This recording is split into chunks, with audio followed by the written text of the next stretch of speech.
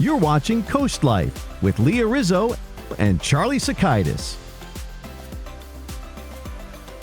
CoastLife, we've talked to you a little bit about quiet quitting, sort of a Gen Z thing where if you had enough of work, you didn't really give much notice, or maybe you just stopped kind of doing the job until you were able to sneak out the door and nobody missed you.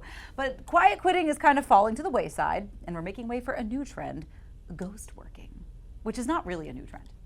I don't totally see the difference between these two. They seem like the same thing with different names. I think quiet quitting, the aim is to no longer be working at that office, whereas ghost working, the aim is to not do any work but still show up and get paid. Whereas I think quiet quitting, ultimately the goal is you're eventually going to get fired, and you're just waiting to you're seeing. You just don't want to make the first move. Do you break up with them or do they break up with you? Okay. But with ghost working, and again, people have not been doing their jobs since the beginning of jobs, but that's the practice of looking busy in the office by carrying prop notebooks, scheduling fake meetings, looking really busy when the boss walks by, really moving that mouse if you're at home and they're tracking your mouse movements. So all of this stuff is a little complicated to talk about, but I think that one of the root causes of both situations here is that people are feeling that if they work really, really hard, they still don't actually get ahead. They can't afford any of the things they need. They can't buy a house. They can't afford their groceries if those prices are going up. They can't go on vacation. So there's almost no incentive then the difference between them working really, really hard and working just hard enough to get by is they end up in the same place. That's true. It's very true. According to a survey by Resume Now, 58% of employees admit to the practice regularly, perhaps as an outgrowth of anxiety over job security, the rise of artificial intelligence, and recession fears, which I think is exactly what you've been talking about. One expert said that the workforce is currently under immense pressure to appear productive.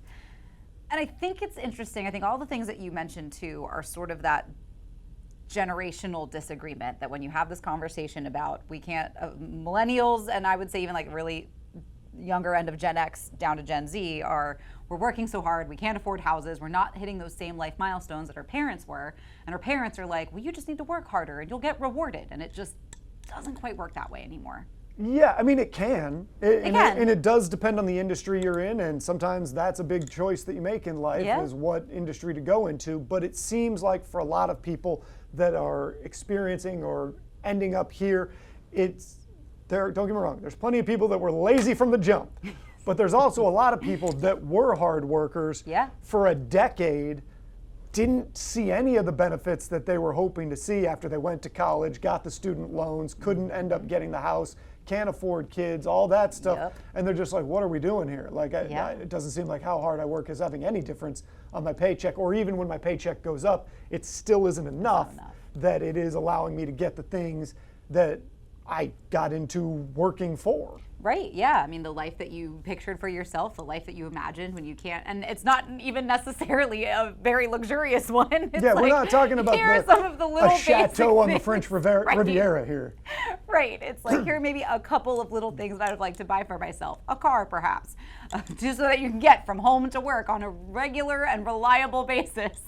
And when that's a struggle to kind of, it's very disheartening. And so I think that does lead, and I think it's also kind of a similar mindset to maybe some of those advanced students that were troublemakers in class because they were really smart and they needed to be challenged. You've got workers that are working really hard and they're not seeing the payoff for that. I don't really know where to wrap this one up because it's kind of disheartening. It's just a little sad. But maybe you just need to take a break, a vacation, a staycation. That's what we're going to be chatting about with our great debate. That's up next.